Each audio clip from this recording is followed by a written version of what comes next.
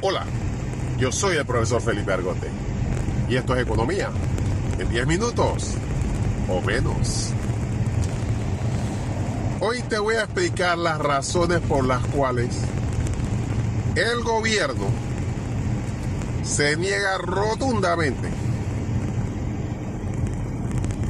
a revisar siquiera la ley 462, a pesar de cualquier cantidad de incoherencia que tiene la ley, adicional al hecho de que perjudica a todo mundo, al que gana poco, al que gana medio y al que gana más. Simplemente se niega. Se lo voy a explicar. Hace unos días acaba de publicarse el balance fiscal por el Ministerio de Economía y Finanzas. Resulta que en el primer trimestre de este año, el déficit fiscal se elevó a más de 1.400 millones de dólares en los primeros 3 meses del año. Eso es 180 millones más que el año pasado. Y recordemos que el año pasado, enero, febrero y marzo, fue la piñata en que el gobierno anterior se gastó plata repartiendo como si fuera pastilla, porque estaban en campaña electoral y en su cabeza, igual que este gobierno, pensaba que era posible ganar las elecciones y repartía mucha plata.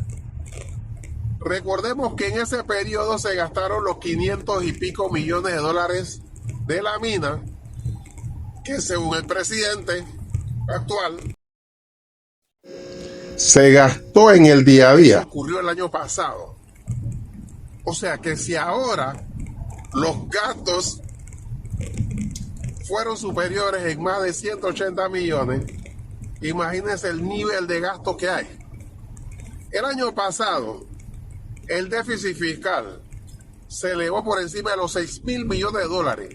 El mayor déficit en toda la historia del país, mayor aún que durante la pandemia.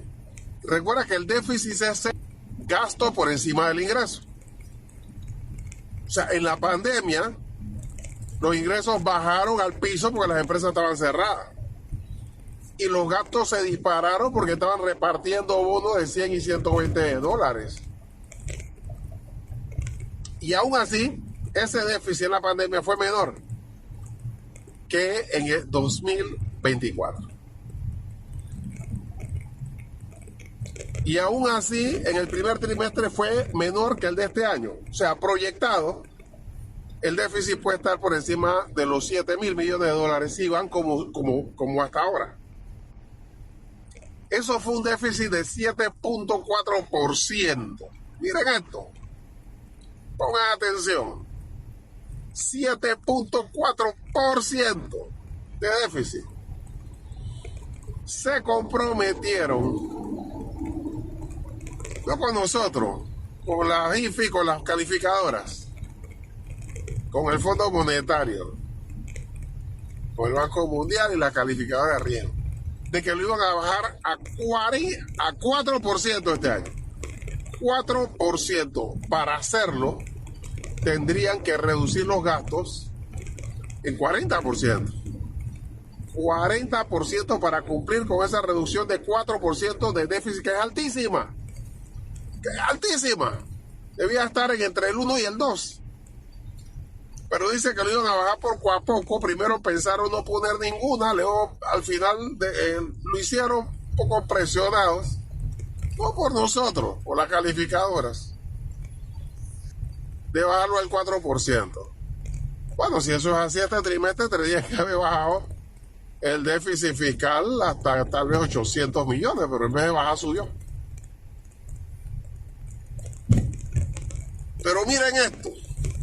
Resulta que el déficit fiscal en términos porcentuales se calcula, pues, el déficit, ingreso menos gasto, sobre el Producto Interno Bruto. Pero nosotros no podemos saber cuánto es el Producto Interno Bruto este año, ¿verdad? Porque todavía no se ha terminado. Pero entonces se calcula, el MEF estima el Producto Interno Bruto. Si nos vamos a las UNESCO, por ejemplo, calcula que vamos a crecer 3.5. Creo que el Banco Mundial dice que 3. El Fondo Monetario Internacional, el más optimista, por alguna razón, porque nosotros a ellos no le damos nada, por eso no les importa, dice que 4.5. Y el MEF publicó que estima el año pasado, principios de año, que estima que este año el Producto Interno Bruto va a crecer 4%. Sin embargo, curiosamente, cuando calcula el déficit fiscal, establece que el Producto Interno Bruto va a crecer 7.4%. Eso está inflado. O sea, cuando tú crees que el gobierno anterior, que decían que tenía una contabilidad creativa, ya podemos saber que por creativa que fuera la contabilidad, todavía hay mayor espacio para aumentar la creatividad, inflando. Mira, el Producto Interno Bruto, según ellos mismos, tenía que crecer 4%. Terminó en 86. 4% sería tal vez 88. Pero aparece 92. Más de 92,000.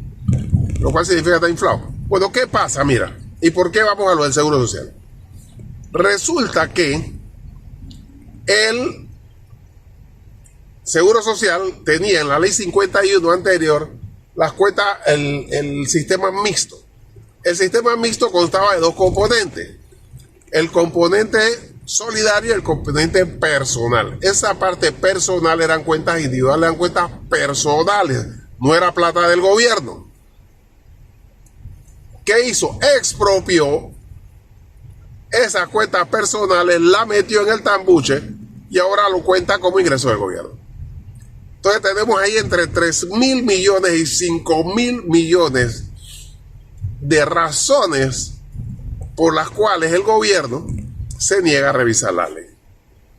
¿Y por qué yo digo entre 3,000 y 5,000? Porque no sé cuánto es, porque resulta que a junio ya estamos terminando la mitad del año. Y el director del seguro no ha presentado ni siquiera estados financieros auditados. Estamos en junio. Si fuera una empresa privada ya tendría alcance y multa. No ha presentado estado financiero.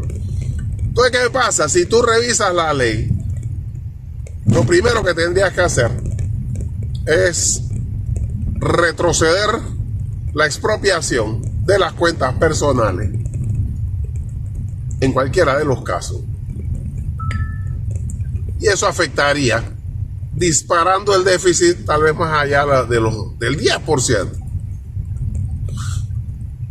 Una cosa irresponsable, totalmente irresponsable. Entonces están amarrados, encadenados a su propia irresponsabilidad y por eso no quieren revisar la ley, aunque haya muerto gente y aunque vayan a seguir gastándose miles y miles y miles de dólares de represión. Ahora quieren comprar pistolas Taser y ahí están los diputados de todas las bancadas, incluyendo la del Independiente, discutiendo el precio como si estuvieran hablando de licitación para libros para los niños en la escuela. Yo recuerdo que Taser utilizaron ya una vez, lo aplicaron a un piedrero y el tipo se murió y dejaron de usarlo. Ahora quieren usarlo de nuevo. ¿Para qué? Para reprimir a los originarios. Y se prestan para eso. Yo soy el profesor Felipe Argote y esto es Economía en 10 minutos o menos.